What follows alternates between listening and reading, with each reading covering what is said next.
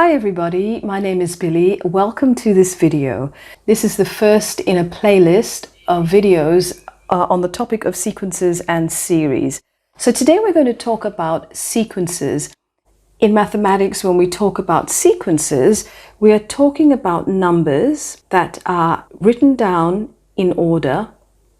And when they are written down in order, there is a pattern to them.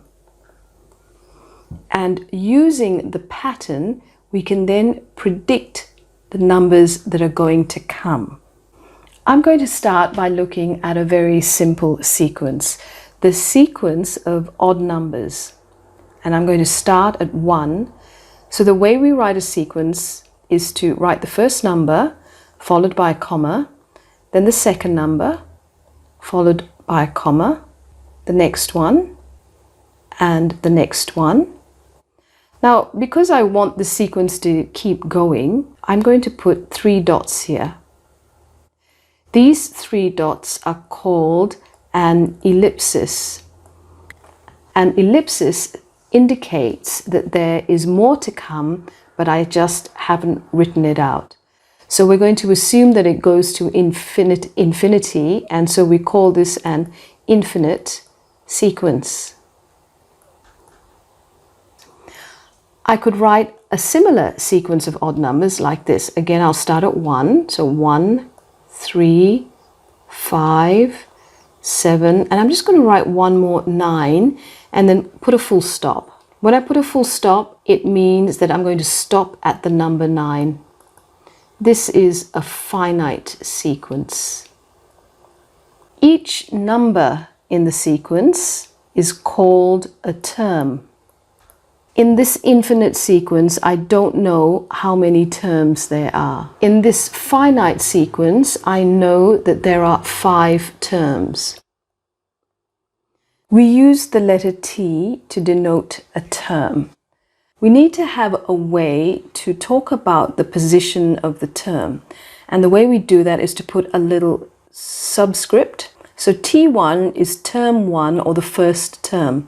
And in this sequence, the first term is 1. T2 is the second term, and the second term is 3.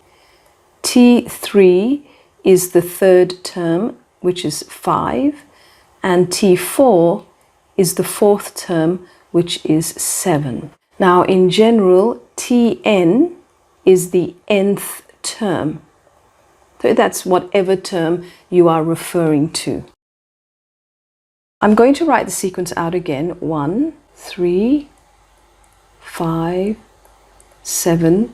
And I'm going to ask you now to predict for me the next 2. And I'll just end the sequence there.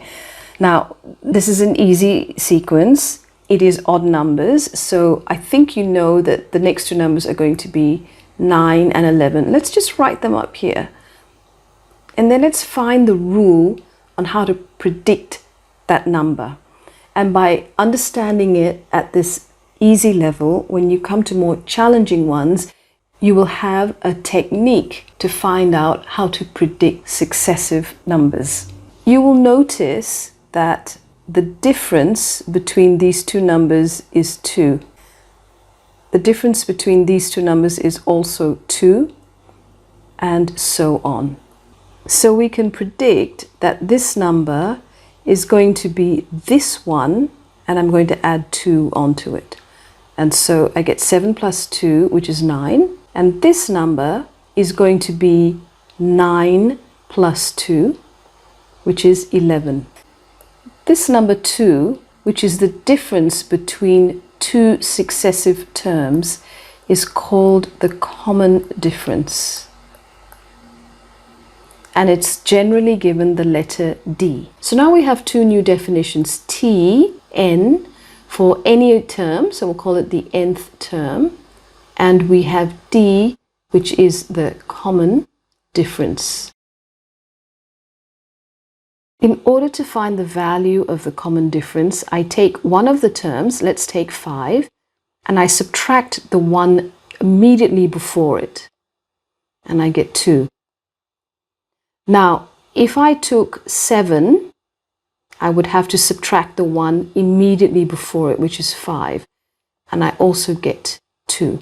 So there is a little formula on how to calculate the common difference. It is to take one of the terms, let's say Tn, and subtract the 1 just before it. Okay, so don't get too confused by this n and n minus 1.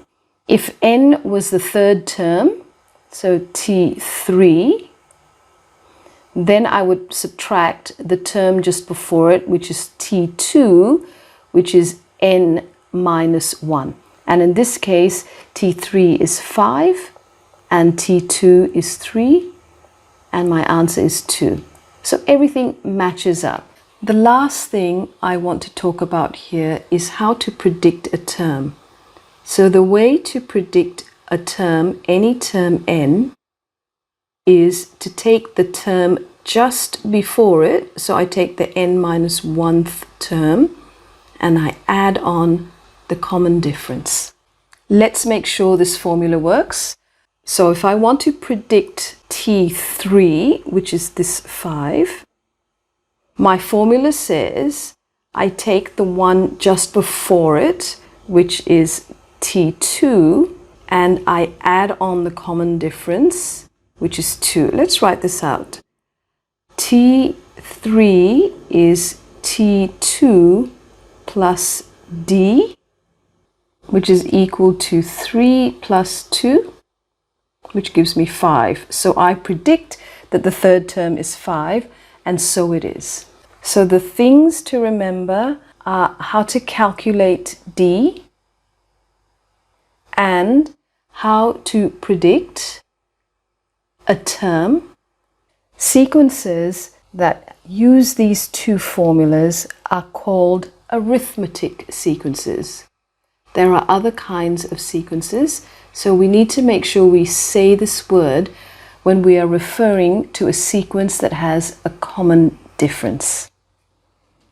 So I hope this introductory video has been of some help to you. Thank you so much for stopping by and watching, and I'll see you next time. Bye for now.